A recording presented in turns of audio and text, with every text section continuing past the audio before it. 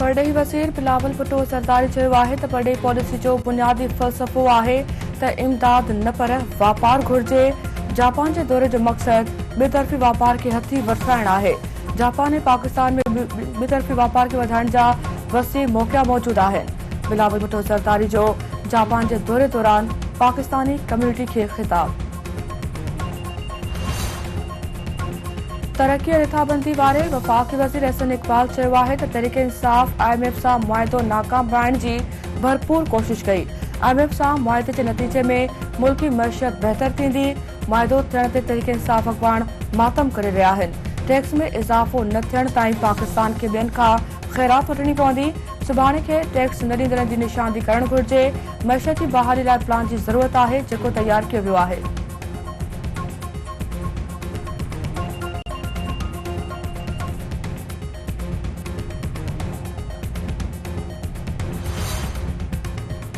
हुकूमत तरफ़ां मुल्की इदारनि ख़िलाफ़ FATF खे ख़त लिखंदड़ माण्हुनि ख़िलाफ़ क़ानूनी कार्रवाई करण जो फ़ैसिलो। मुल्की इदारनि ख़िलाफ़ मनी लॉन्ड्रिंग जा इल्ज़ाम न क़बूलण जोॻा करार। इख़्तियारनि जो चवणु आहे त परडेही इदारनि खे अहिड़े क़िस्म जा ख़त लिखणु गद्दारी जे ज़मरे में अचे थो। ख़त लिखंदड़ माण्हू जाली दवाउनि जे विकिरे ऐं ब्लैकमेलिंग में मुलविस आहिनि।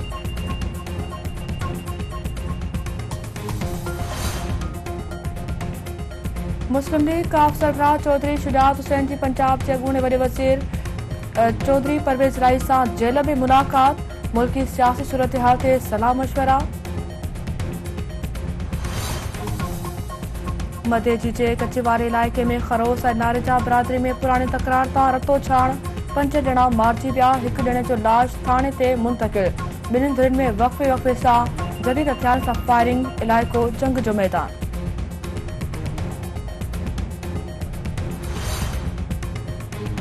सिंध जे मुख़्तलिफ़ ज़िलनि में बिजली मुकमल तौर बहाल न थी सघी।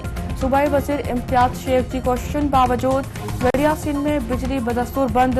शहरियुनि तरफ़ां एहतिजाजी कैंप क़ाइम। लालू रैंक में भी बिजली बहाल न थियण ख़िलाफ़ शहरियुनि जो एहतिजाजी मुज़ाहिरो ऐं धरणो।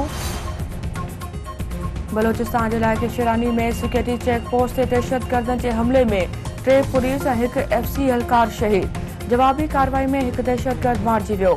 सिक्योरिटी फोर्सिस जो इलाइक़े खे कड़ो सर्च ऑपरेशन। बलोचिस्तान के वॾे वज़ीर अब्दुल कुदूस वज़न जे तरफ़ां रिपोर्ट तलब।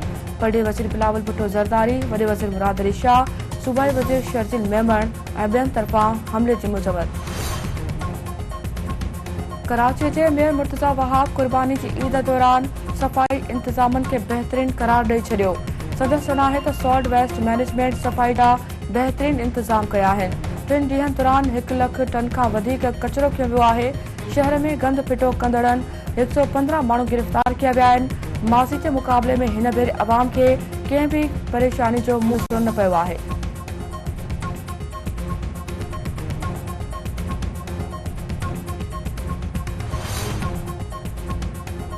IG सिंध गुलाम नबी मेमन जी सदारत हेठि सखर ऐं लाड़काने डिवीजन जे पुलिस ऑफिसरनि जो आला सतही इजलास।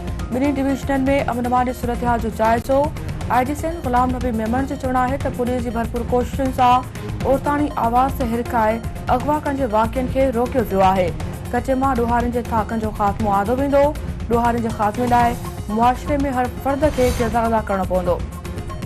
कानपुर महर भरिसां नौजवान औरतानी आवाज़ ते हिरकाए अगवा।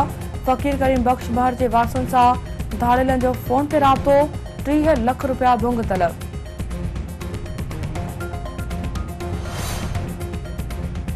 मीरपुर माथेले वेझो पुराणे तकरार तां झेड़ो नौजवान क़तल। हथियारबंदनि गोलियूं हणी आसिफ अली कोराई खे क़तल करे छॾियो। इलाइक़े में छिकताण।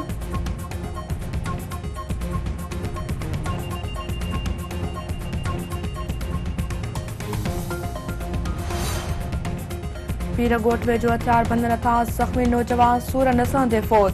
ज़मीर बुर्दी ज़ख़्मनि जा सूर न सहंदे दमदणीअ हवाले कयो। मक़तूल जे वारसनि जो एहतिजाजी मुज़ाहिरो। शाह हुसैन बाईपास से धरणो, ट्रैफिक मुअतल। बाढ़ भरिसां नींगरी पाणी जे तलाउ में बुॾी फ़ौत। ॻोठ जखरा में 12 वरनि जी शगुफ़्ता तलाउ में बुॾी दमदणीअ हवाले कयो। कोट गुलाम मोहम्मद भरिसां 12 वरनि जो नींगर बरसाती पाणीअ में बुॾी फ़ौत। नगर पार्कर में बुॾी वियल नींगर जो केतिरनि कलाकनि खां पोइ लाश।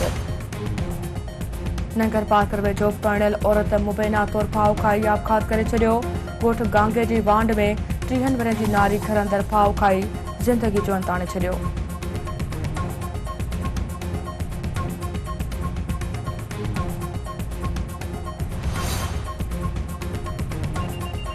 सिंध के मुख़्तलिफ़ शहरनि में पानी जो बहरान संगीन एहतजाजी मुज़ाहिरा। वारा तालके जी शाख़ुनि में पानी की खोट ख़िलाफ़ अवामी तहरीक पारां एहतजाजी मुज़ाहिरो ऐं धरणो। डोकरी में पानी की खोट ख़िलाफ़ आबादकारनि ऐं सिविल सोसाइटी की रैली। मेहड़ में पानी की खोट ख़िलाफ़ अवामी तहरीक जो एहतजाजी मुज़ाहिरो। ऐं वसकारे थरपारकर जो नक्शो ई तब्दील करे छॾियो। हर पासे सावक ई सावक। आबादकार फसल खेड़े छॾिया। माण्हुनि जे मुंहं ते मुरकूं अची वियूं। गीतनि जी गुंजार।